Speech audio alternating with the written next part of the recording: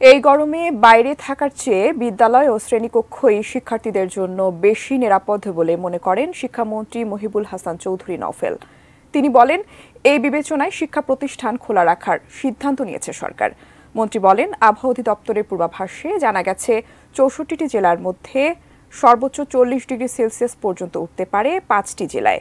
তাই এই কটি জেলার জন্য সারা দেশের শিক্ষা প্রতিষ্ঠান বন্ধ রাখা যুক্তিযুক্ত নয়। বিকেলে জাতীয় প্রেস ক্লাবে জাতীয় শিক্ষানীতি ও নতুন কারিকুলাম নিয়ে বাংলাদেশ কলেজ বিশ্ববিদ্যালয় শিক্ষক সমিতি আয়োজিত গোলটেবিল বৈঠক শেষে সাংবাদিকদের প্রশ্নে শিক্ষামন্ত্রী এসব কথা বলেন। যশোরে হিটস্ট্রোকে একজন স্কুল শিক্ষকের মৃত্যু প্রসঙ্গে মন্ত্রী বলেন, তার মৃত্যুর প্রকৃত কারণ খতিয়ে দেখা হচ্ছে।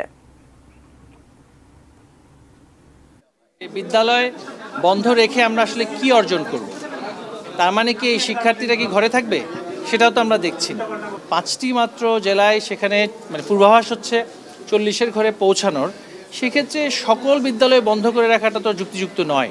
আর নির্দিষ্ট কোনো জেলাতে যদি অতিমাত্রায় সেটা তাপদাহ হয়, সেখানে প্রাথমিক শিক্ষা অধিদপ্তর মন্ত্রণালয় থেকে সেখানে কিন্তু নির্দেশনাও দেওয়া আছে শিশুদের ক্ষেত্রে, যাতে তাদের কষ্ট না হয় সেটাও কিন্তু বলা আছে।